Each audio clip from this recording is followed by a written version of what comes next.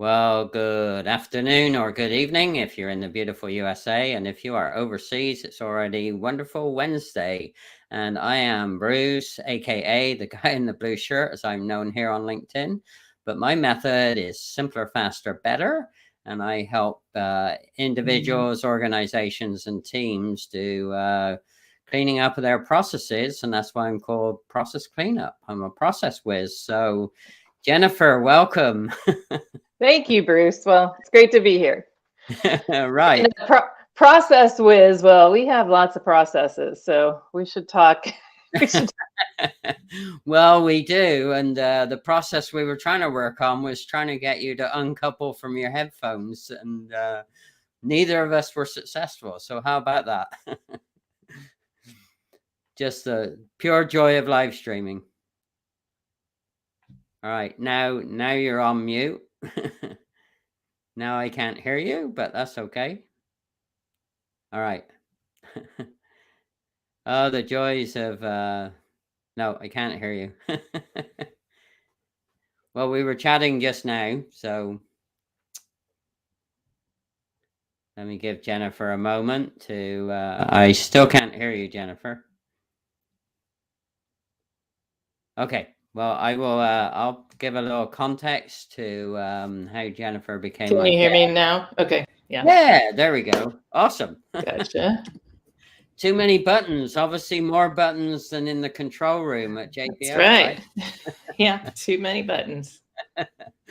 So, a little context. I was, I'm kind of a documentary junkie, and I was actually watching the documentary on the Mars and all the discoveries, and I saw you there running the project from behind the scenes, and so I decided to reach out to you because, number one, I'm passionate about space exploration. I'm also intrigued by all the amazing people that work both at JPL and NASA, because I used to drive by the facility all the time. I used to drive on the 210 probably 2 or 3 times a week when I was living in Southern California. So thank you for being open to chatting a little bit more about what you do and some of the discoveries that have occurred through all the amazing work that you do. So give us a little snapshot on, what's kind of a day in the life of Jennifer are you at JPL or NASA or how yes, do you prefer? I'm at JPL, which is, as you said, off the 210 in Pasadena, California. And we operate and build all of the Mars rovers from there. So I've worked on all the Mars rovers, and that's where I've worked from. Right now, I was the Perseverance project manager for quite some time. And a day in the life of that is really every day we command the rover. And that means there's a team of 50 or 60 people who are in there along with our science team. And we get the data from Mars and we check it out and we see, for example, if we got an image of a rock, is that a good enough rock to drill? And then we would set up the sequences for drilling, and takes us anywhere from 6 to 10 hours to create a command load for a given sol on Mars. A day on Mars, we call it a sol.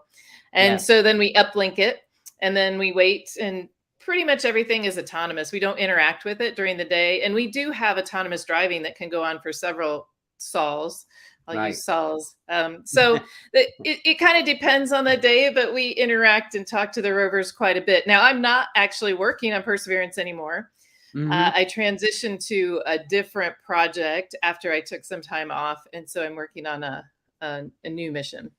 Right. So again, for a little history, well, first of all, if people haven't watched the documentaries about both missions, it's a must-see if you're kind of a nerdy science type documentary junkie like I am. So it is so unbelievable the amount of things that you guys do to just make that rover move for, anything up to probably just a couple of 100 yards in a day. And that's about it, right? Yeah, we're getting our autonomous navigation's getting better and better. So we've gone further than that with Perseverance, but Opportunity and Spirit, which were the ones in the documentary, are They're dead, They right? did not go. They're both dead, but they lived good lives, Oh my as you goodness. saw, right? Talk about anyway, I want to say hi to Mr. Groovy. Mr. Groovy actually lives in Los Angeles area, and he's actually flying over to come to an in-person networking meeting that we're doing here in Phoenix next a week today on the February 21st. So Mr. Groovy, thanks. And he's a loyal follower, and he always makes really good comments in the stream. So I forgot to tell you, if you have on your menu bar, you should have a button called comments. So if you just have that on comments, Jennifer, click on comments, and Gotcha. you may well be able to see any comments that are coming in. So yeah, Mr. Groovy's there, but I will give shout outs just in case you can't see it. Because I got it. Hi, Mr. Groovy. yeah, he's been a great supporter of mine. And so back to well, let's talk about the old project, because that was the one that intrigued me so much, and how I met you just through information. And then I reached out to you on LinkedIn, and we connected, and here we are doing a live stream. So what would you say, what were probably the top 1 or 2 discoveries that were made? And I know the top surprise was that the vehicles were only supposed to go for 90 days, right? Is that correct? Did I get that? Yes, that is correct. We designed them for 90 sols on Mars. Right. And how long did Perseverance go for? Well, Spirit and Opportunity. Spirit went for Spirit went for several years, and Opportunity up to 11. So many times the mission duration. And that really, that I think you know why that came about. It's an interesting story in that the Sojourner rover, which was the previous rover we sent to Mars, had solar cells. And we also had a specific cell that was there to measure the amount of dust deposition, because we wanted to know how much energy we would deplete over time as the dust covered the solar cells. And we used that information to size the panels on Spirit and Opportunity. And you'll notice that they have wings. Originally, they didn't have the flap that went back. And as we kept working through the numbers, we realized we needed the flap that went back, because we needed more energy to come in through the solar panels. And we assumed that the dust deposition would be like Sojourner, but it wasn't. It was, and then the wind would come and blow the dust off. And then we got new life, and it continued to do that, so that we lived many, many years. Yeah, isn't that amazing that the totally unexpected creates such a different effect sometimes? So yeah, fascinating. Hey, Kenny Dunner, go ahead. I was going to say, that is one thing we always say about Mars is Mars itself is what makes the missions hard and surprising and interesting, because there's always something you didn't know about Mars that you learn when you get there. Yeah, well, we'll come back to lessons learned. So hi, Kenny Dunner. Kenny is actually in Sugar Land, Texas, and he's I'm not sure how far he is away from the Houston launch facility, but he's usually good at either putting me straight or adding the extra information in the comments. So hi, Kenny, and hi again, Mr. Groovy. So what was probably the most surprising either discovery or maybe lessons learned that you learned from the last Mars expeditions with those 2 rovers? What was that? I think for Spirit and Opportunity, we've had this long program. Started with Sojourner, and then Spirit and Opportunity together, and then Curiosity, and then Perseverance. And so Spirit and Opportunity together, kind of, we always thought that there had been water on Mars. And they really confirmed that for us, that there had been water on Mars in the past. And then we got to Curiosity, which confirmed, because even if it had water, it wasn't clear that the water was fresh water, was water that could have supported life, was water that had the right ingredients for microscopic organisms. And so on Curiosity, we did some chemistry and determined that, yes, the water was, we found clay, and that the water had been fresh. And so then that's why we sent Perseverance to say, okay, if there was fresh water there, then maybe there was microscopic life. So let's go find the best spot where we might have that, embedded in the bottom of a lake bed. And that's where we are now with Perseverance. And we just dropped a bunch of samples on the surface as a contingency for returning to Earth. Oh, okay. You mean to bring the samples back, or to? Yes. Okay. And when will those come back? Early 2030s. So we're currently building the vehicle that's going to get them and bring them back, or the set of vehicles. It's actually, Okay. it's a lander, a couple helicopters, an orbiter, a Mars ascent vehicle. It's a fleet. It's a fleet of vehicles. How exciting. So when do they actually leave? To 2028. 2028 will be the launch of the lander. Okay. And how long do you think Perseverance mission is going to go for, or are you going to get surprised again?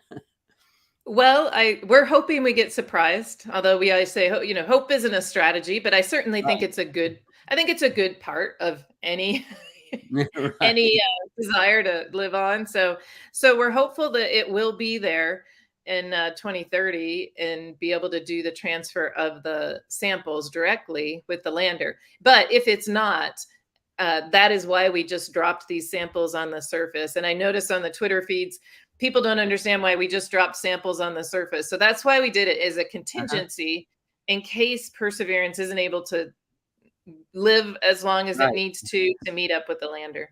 Okay.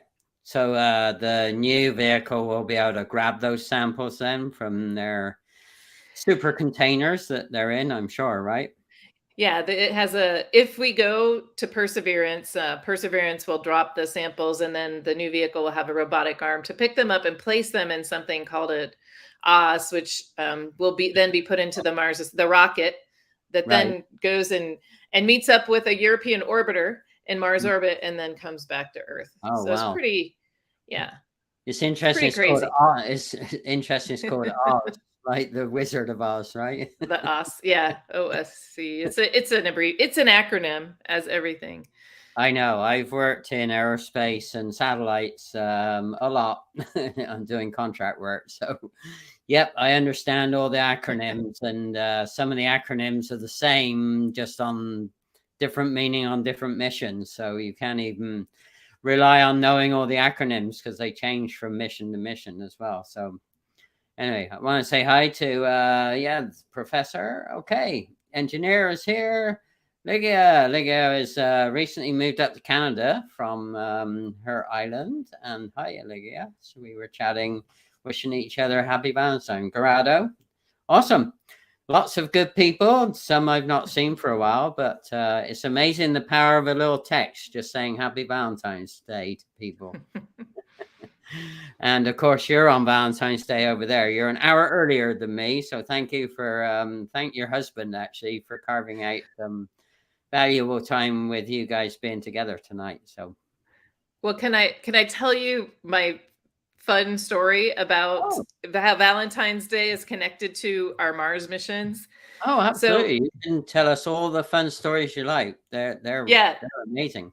I think it's appropriate actually that I'm here on Valentine's Day, because when I worked on Mars Pathfinder, I was the flight director for landing, and it was on CNN and it was on July 4th. So it got a lot of visibility, and people were asking questions, and it was very exciting. It was the first kind of real visible landing on Mars that we had done at NASA. And so somebody wrote into Parade magazine and said, hey, who was the girl who was running the operations that day? And so JPL, because rarely do we get requests to be in Parade magazine, they put a little article and a picture of me, and it said, a little bit about my background. And I had actually just probably 3 or 4 years previously had returned from teaching English and Bible in Ukraine. And so it had this whole spiel in my bio. And that went out in Parade magazine, which is kind of in the front of every Sunday paper across the country. And so I don't know, about a month later, I got a letter from a lady in Texas. And she said she opened the Dallas Morning News and saw the Parade in there and saw my article. And she said, hey, I think it's great what you do. I also think it's great that you were in Ukraine teaching. And I have a son who's in the Air Force who would love to visit JPL if you'd be willing to give him a tour.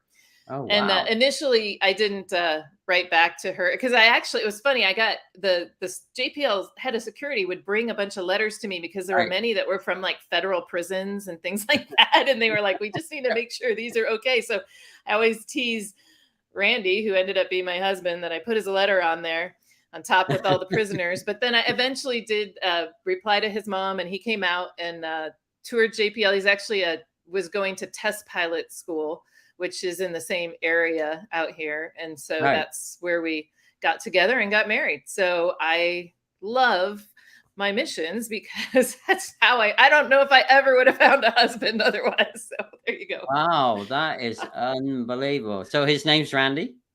Yeah. Yeah. Okay. And So he's the Air Force pilot. Okay. So is he the Harris or the Trosper? He's the Trosper. I'm the Harris. Yes. Okay. All right. Well, good. I'm glad we got. Well, Harris is a good name in aerospace as well. So. That's right. All right, Yolanda. So Yolanda actually lives in the Caribbean on a beautiful island. No, sorry, in Dallas, Fort Worth. I'm getting her confused with Anna. I know Anna was going to try and jump on. So, yeah, Yolanda's actually in Dallas, Fort Worth location. So lots of aerospace stuff happening over there. So as we know. So how long ago was that, if you don't mind sharing that through?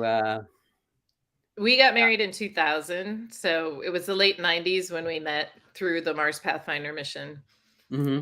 All right. Well, actually, it's funny. I was going to ask you offline, but because you mentioned tours, I'm going to be driving over to Los Angeles in the second week of April because I'm addicted to IndyCar racing, and I always try and go to the Long Beach IndyCar. So I was going to ask you, maybe I would love to come by if JPL are still offering tours, or how that might happen. So.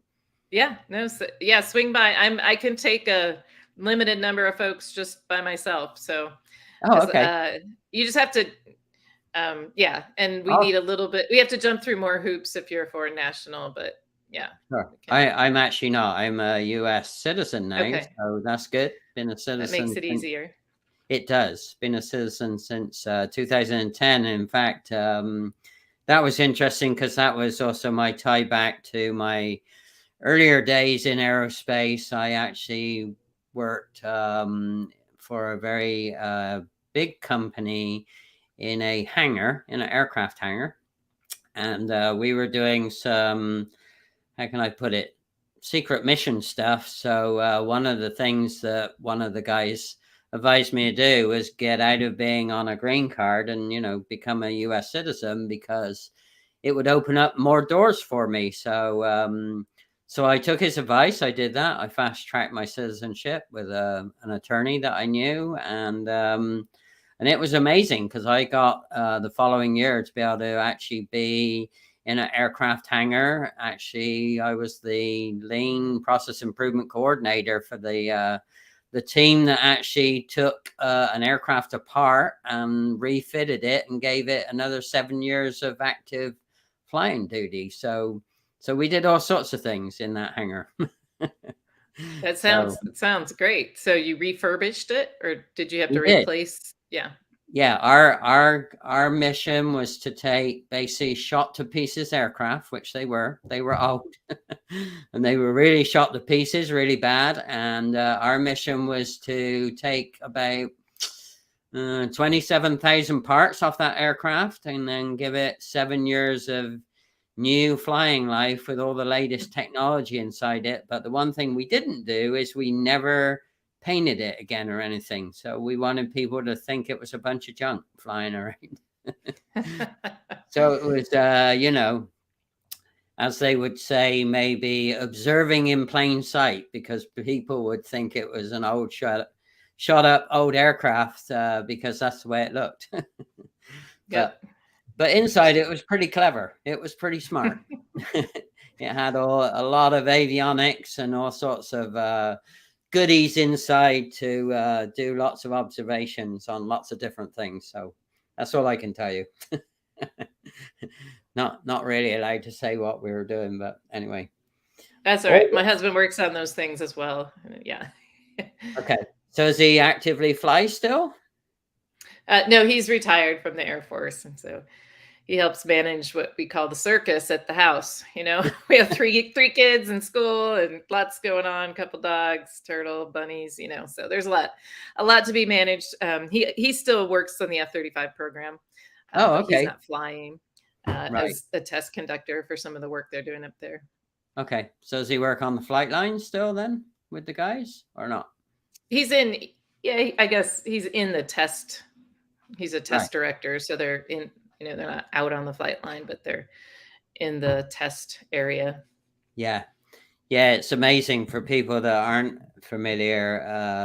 I mean, a lot of people watch the famous movie Top Gun, and the new one is really good. So, yeah, if people ever get a chance to go on the flight line and actually get up close and personal with these aircraft, or a satellite or both, it's unbelievable. It's just phenomenal. The amount of technology and how inspiring it is to see all the things that the teams do. I love watching the teams operate there. So, yep, cool stuff.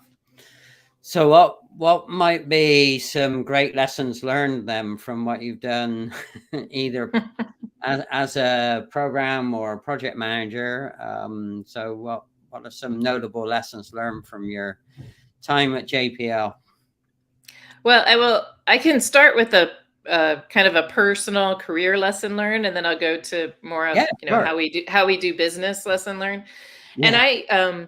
one of the things that I did, I was offered a few jobs at JPL initially right out of college, graduated from MIT, Okay.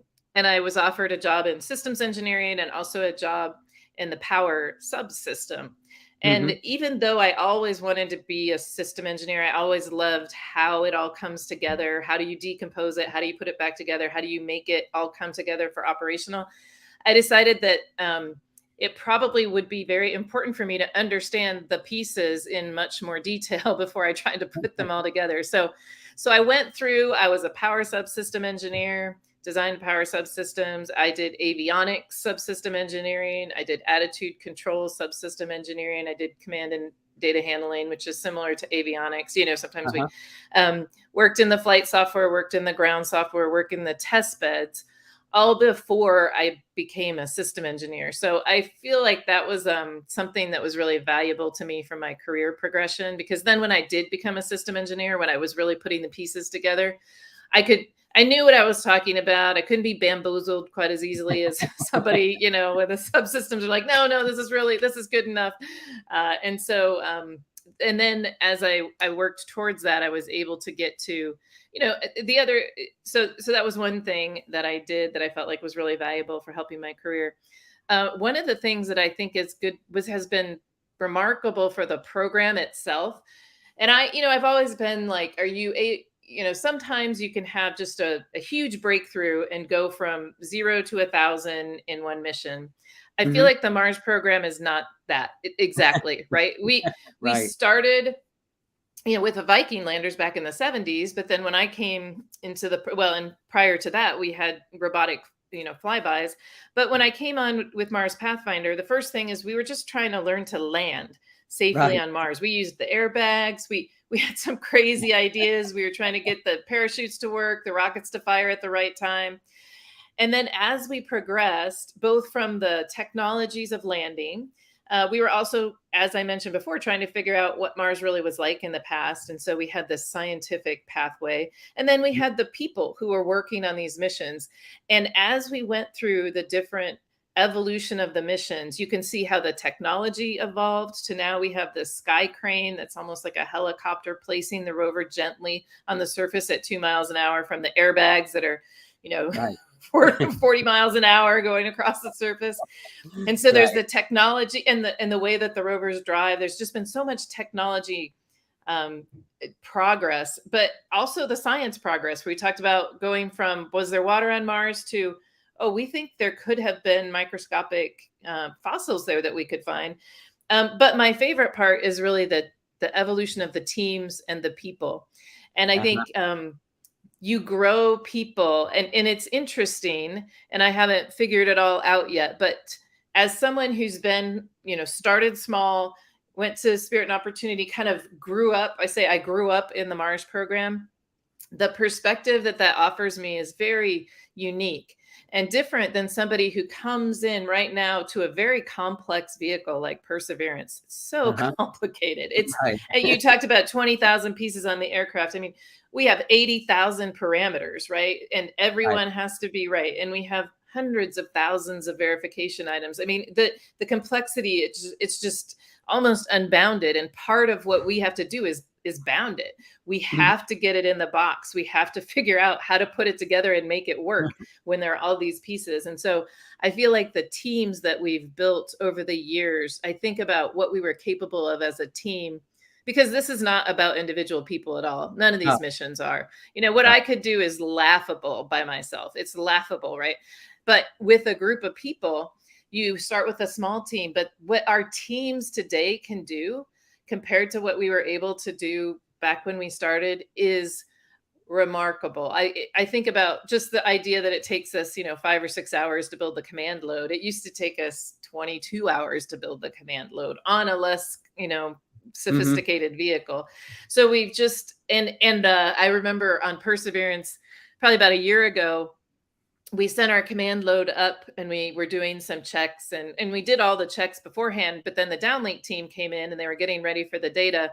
But even before they got the data, they figured out that we had sent a sequence up that wasn't, because of as usual, because of an upgrade in the ground software system, we had the wrong configuration and we didn't see that we were going to have this problem on the vehicle. So they predicted that we were going to be in what we call our safe mode. And even before the vehicle told us we were in safe mode, the team had built all the commands and was ready and transitioned us out of safe mode. Whereas, 20 years ago, we would have sat there for a week going, all right, well, let's be careful. What do we need to understand? So I love working on these teams and the people are amazing. And that's one of the reasons it's hard for me to do anything else, because the depth and the breadth of the people that I work with is just something that I can't get enough of. And it's really a privilege, frankly. It is. And I'll come back to part of my addiction with Indy cars. And I'm not in aerospace anymore, but wanted to say hi to Dr. Alex, who I met in person last summer up there in the Cleveland, Ohio area. And Elvis has joined. And Elvis is from Baja. Okay.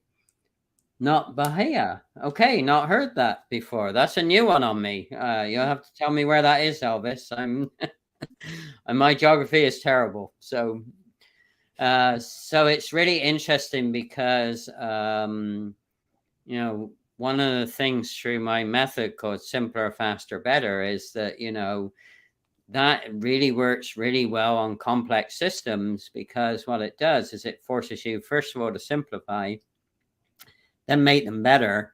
And when you do simplify and make things better, you will automatically go faster. And a lot of people get a little misled by simpler, faster, better, because they think, well, going faster, we're going to give up quality or some other outcome. So, but it's really interesting because I love to work with what I call HiPots, high potential team members or high performing team members. And it's phenomenal when you can facilitate or be in the middle of those high performing teams. And just to see, I call it, they develop a maturity where they get into absolutely no box thinking. So, a lot of people say, well, we got to think out of the box. Well, what really high performing teams do really well is they actually have no box. They don't have any constraints in their thinking. They really don't have any constraints in how they use their resources. And the creativity that those cross-functional high-performing teams come up with is exactly what you described. It's phenomenal. And so, I can't go inside a JPL like you do on a daily basis. So I'm an IndyCar fan. I've been behind the scenes enough with the IndyCar racing teams and I love it. I just get really jazzed watching those high-performing teams that make, this one vehicle go in excess of 230 miles an hour and it stays on the ground. It's just and everybody has to be exceptional at the thing that they do. Their And that's thing. another thing. Yeah. And you aren't the person who can do all things, Right. but you have to put all those people together. And that's what I really like. It forces that collaboration. I do think for us, as we've gotten more complex in our vehicles, we do struggle. The way that one way to deal with complexity is to decompose things and put it To in simplify. boxes and make sure Yeah. that everybody has and knows what they're doing in their box. And we're actually pretty good about that. And everybody knows what they're supposed to build. I would say on the front end, as you come down and you start your verification or your development. Now, the architecting is something I think we're still working on and could improve. But one of the things that's been really challenging for us as we go up the V on the other end, as Right. soon as we've been putting so much software, so many behaviors, high level behaviors are in the software. And so in the old days, you'd have a hardware box that you deliver that basically provided most of the functionality with maybe a small overlay of software. But when all your functionality is in software, interacting with hardware across several pieces of hardware, when all the people who know what they were supposed to build hand you their piece, there's still a ton left to do to make sure it works. And so we struggle and have struggled with managing complexity there. And that's, it's actually part of why one of our, the mission that I ended up joining, which it had delayed a year. So they asked me to come on and help them finish it up. But that's really, it's just that management of complexity. And you have to balance between the siloing, which allows you to think about one thing, and the not having any boundaries, which can make you stifled and never get anything done. Right. So it's in between. But those are the kind of problems I love working on and thinking about, and really working with working with my team on, and how are we going to do this? And just not stuff I could do all by myself, for sure. Yeah, I call that the people engineering part of the process, even though I'm not, trained in people engineering. But you raised a great point about complexity. It's, I have this gift that I can join the dots between things that people don't know are joined or should be joined, right? So it sounds to me like you, with your experience and your know-how, and it's funny because when you were talking about all the systems that you decided to go learn individually, it reminds me of, the cooking show, right? Gordon Ramsay or whatever. He's really good at coming up with amazing recipes, but because he's so good at recipes, he actually goes and understands where all the ingredients come from. So it's kind of like you understood all the basic building blocks of the entire recipe that makes the vehicle do what you want it to do, and the science and the chemistry go do what you want it to do. It's kind of like being a master chef and knowing all the ingredients and how they all work together and how it's going to taste and look good when you're all done, right? So I definitely can do that for rovers on Mars. My kids would argue I do not do that super well in the kitchen. I'm not bad in the kitchen, but certainly I'm always willing to step aside for somebody else who's better. Hey, as a person with discipline, I actually don't follow any recipes. That's. And one thing I was going to mention is I think that just that idea, whether it's with the recipes and learning where the ingredients are from, or learning all the subsystems, I do see that we've had a lot of people feel like their success is based on how quickly they move up the ladder. They move up to the next higher level job, to the next higher level job, to the next higher level job. And I think that is absolutely the wrong way to think about it, because I think you move up, and if you don't know the things below you well enough, you're quickly going to stop moving up. And so I always encourage the young folks who work for me to go sideways as much as they can. Plus, it's fun. You don't realize how many, especially at a place like JPL, so many things are being built, hands-on hardware, software opportunities, test opportunities. you get to do it being a project manager like I am or was, and it's not nearly as hands-on in terms of some of those things that really kind of make you love the job. And so I always push them that way and say, don't worry about how long it takes to get to this role. Right. So it's the journey, right? The journey. Well, it's the cross-lateral, I call it cross-lateral understanding. And again, it's back to, the more of the dots you can join between the whole width, not necessarily the depth of the system, but if you can join the dots across the width of the process system, whatever you want to call it, whatever you're looking at, and then just understand enough in terms of the detail, you will be a massive resource to that team, because that's how I'm able to facilitate high performing teams or high performing individuals, because sometimes I've been in their shoes. There aren't a lot of things that I've not done. I've rolled up my sleeves a lot. Even down to, I used to clean the toilets every month on a regular basis when I was an ops manager, because I wanted people to realize that, I wasn't above and beyond doing what anyone else, what I'm asking other people to do. And then I used to always go work with the person that did the trash at least once a week to go find out where all the waste is coming from. So if you really want to find out where the waste in an organization is coming from, then go do the trash for a day. You'll be amazed what you see. And it's funny, because those people actually know 80 to 90% of the ways of stopping the waste in the business. It's unbelievable. And nobody asks them.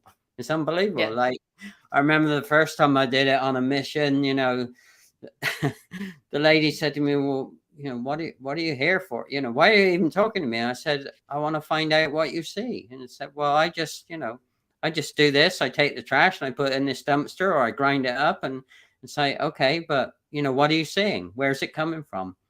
Who or where or what is creating most of the trash? And they said, well, nobody's asked me that before. And I said, well, I'm asking you. We're going to find out. And then I would say, well, what do you think we should do to reduce the amount of waste? They'd say, well, I don't know. And I said, yeah, you do.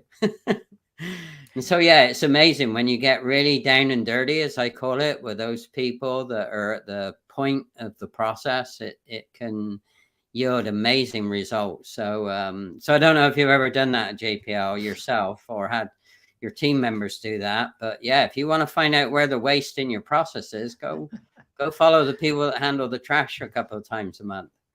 You'll be amazed. I haven't gone to the trash, but I do. It resonates with something that I think is one of the most important tenets of working on teams, and that is valuing every person and their contribution, because their contribution may not be the thing that requires an MIT degree, doesn't mean that their contribution isn't just as necessary, if not more so. And I remember during COVID, we were all working from home, trying to figure out how to develop this rover. We launched it, but we were still at home a lot. And there was a group of folks who were in the building because we didn't have a place to operate from. And so they were building and updating our operation system. And so these folks were in there when everybody else, was at home being safe, and they were in there building the rooms that we needed to operate in. And so we spent a lot of our bonus award money on our maintenance folks and our construction folks who build our operations area for us. Right. And I think that's really important, because without that, the people who put in the audiovisual systems that make it so that we can communicate with the scientists overseas who are part of the mission, those are, if you discount or don't value, and I just believe people have value because they're human, right? It has nothing to do with what they're doing or what they can do or what they're capable of. It's because they're human. And if you have that perspective as a team member and even as a team leader, I think it really helps people get on board, right? We still working pretty hard and they still complain about working hard. That's the biggest, I can't get past that. They're like, Trosper, you work us too hard. I'm like, well, maybe we need a little bit more, simpler, faster, but we get our moments to take some time off.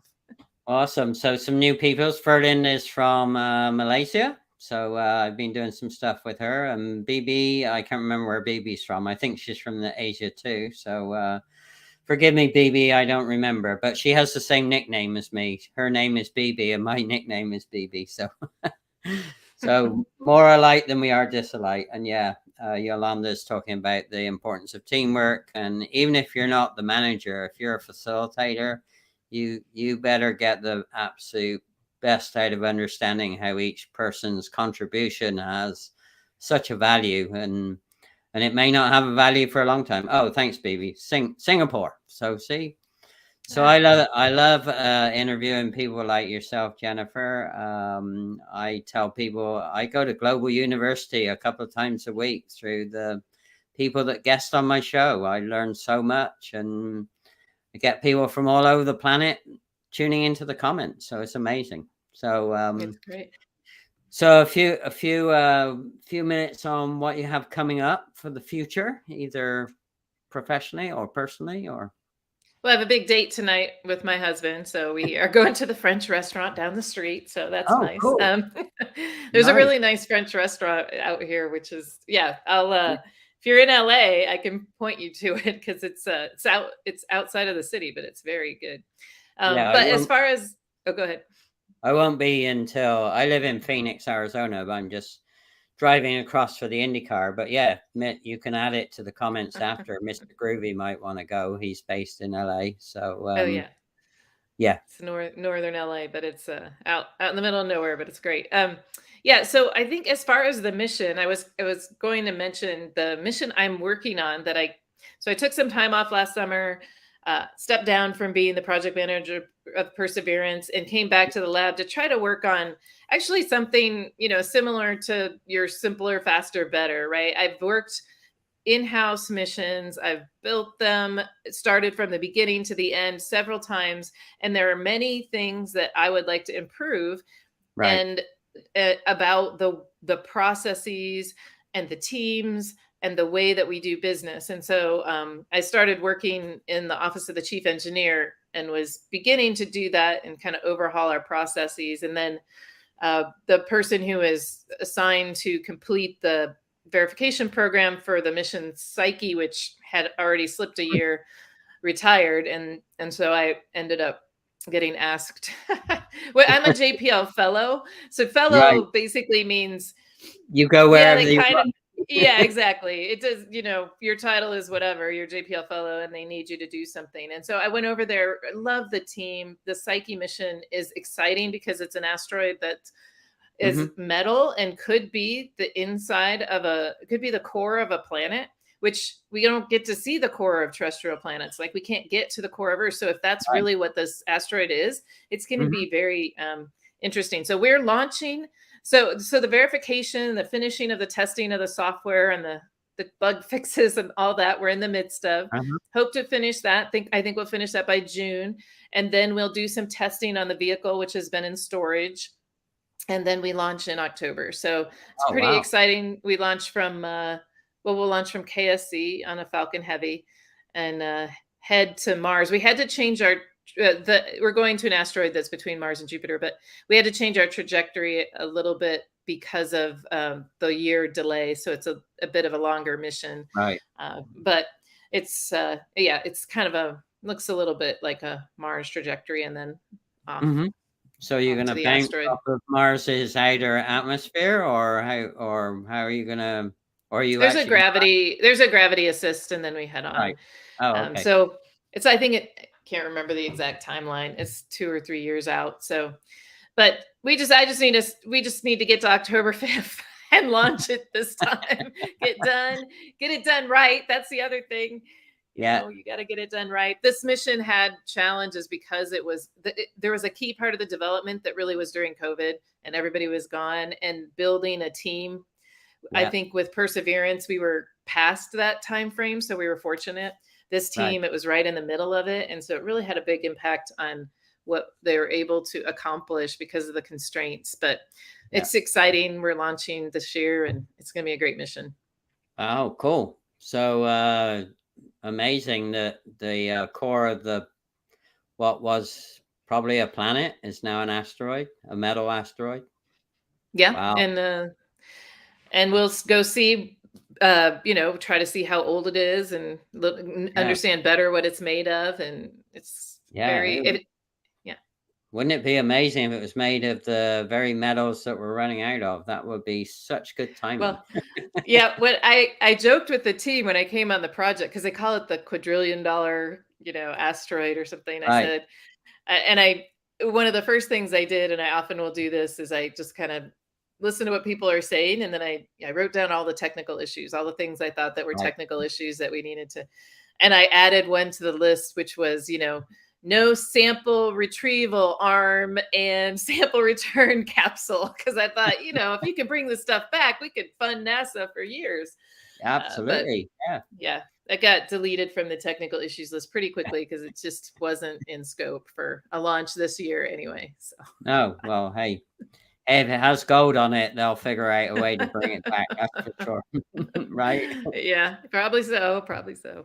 Or something like titanium or palladium or any of those really, really valuable core metals. We'll figure out how to bring it back if we need it. That's for sure. Mm-hmm. Yes. All right. Well, awesome. Thank you so much for spreading your joy and your knowledge about what happens behind JPL. And again, I didn't have them ready, but if you have any of the links to any of the documentaries that at least encouraged me to reach out to you, you can drop them in the comments afterwards on LinkedIn or over on YouTube tomorrow. So how about that? And then, I'll be in touch to see if I can swing by JPL and get a tour on because I can come over from Phoenix and hit the 210 to come on into LA. So we'll do that. All right. So hold tight. I do a little, thank you again. I do a little outtake, but don't go away. So you're frustrated that you have no time and you just hate it. You lost your mind. You're running around the kids and the spouse, and the business that was once your passion has got you burnt out. So, consult with Bruce, the guy in the blue shirt. He'll help you find the truth so that you can do you first. See, it's all about simpler, faster, better, so you can save massive amounts of time and money instead of longing for the day where you can finally kick your feet up. Do yourself a favor. Call up Bruce. He'll tell you about process cleanup.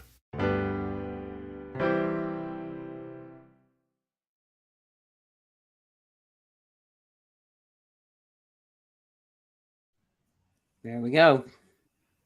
All right. Well, thank you, Bruce. It was great to be here. Thanks for inviting me. And it's nice to chat with somebody with some, common themes and thoughts about how we do our business. So it was really a privilege. Thank you. No, and you. And it's all about the people. People first, process second. So, all right. We'll just hang tight for a minute. Thanks, everyone, for being in the comments. And I'm going to finish up here. Bye, everyone.